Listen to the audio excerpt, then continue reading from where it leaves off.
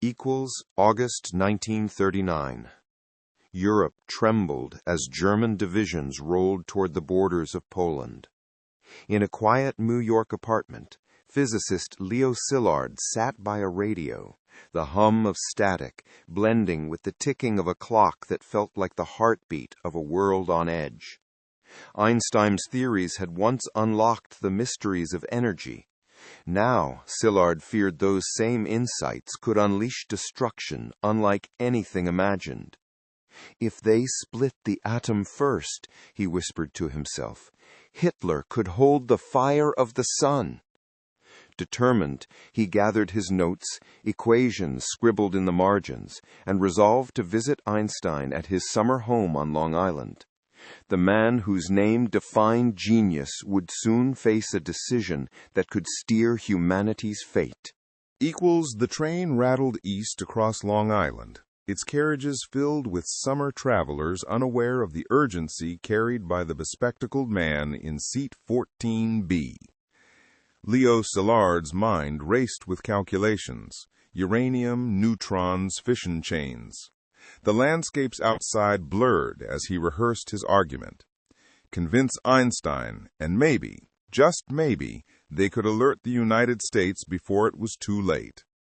When the train screeched to a halt at Peconic Station, a warm coastal breeze greeted him, the smell of salt water faint in the air.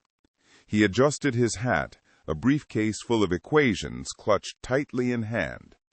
Somewhere nearby, Albert Einstein enjoyed the calm of a late summer retreat, unaware that this day would forever fuse his name to mankind's most dreadful invention. Einstein's modest cottage sat near the waterline, framed by low pines and weathered fencing. The scent of seagrass mingled with tobacco as the elderly scientist puffed on his pipe, welcoming Szilard with his gentle, accented voice. "You seem troubled, my friend." Szilard wasted no time. He explained the chain reaction, the possibility of a bomb of unimaginable scale, and the chilling reports of German experiments under physicist Otto Hahn. Einstein leaned forward, furrowing his brows. "So they might already be on this path?" Szilard nodded gravely. Silence hung heavy, broken only by the waves. Einstein stood and looked toward the sea. Its vastness seemed to mirror his thoughts. "Then we must write and warn Roosevelt," he said softly, his voice trembling with reluctant resolve. Back inside, papers rustled under a dim lamp as Einstein's handwriting curved across the page. Szilard dictated key points: the danger of uranium-235, the possibility of chain reactions, the urgency of research before Germany acted.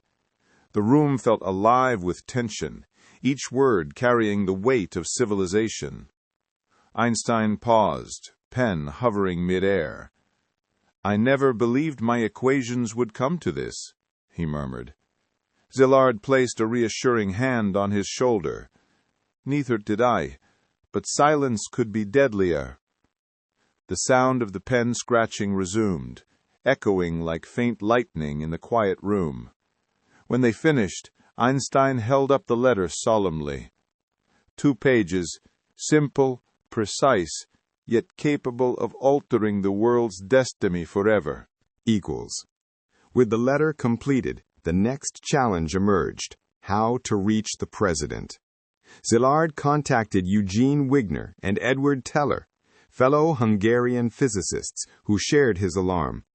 They met in a small Princeton cafe, murmuring over coffee as rain blurred the windows.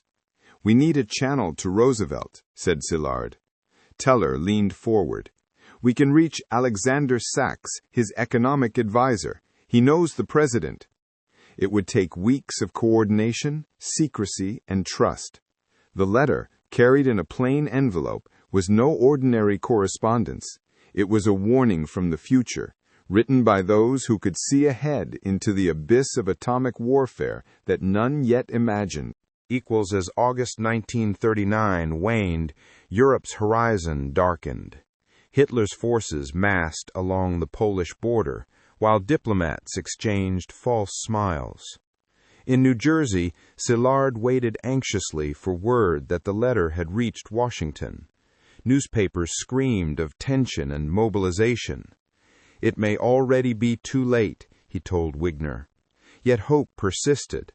Somewhere inside the American government, a letter signed by the great Albert Einstein urged preparations against a weapon not yet born. The irony was bitter. Men of peace driven to warn of war's ultimate instrument.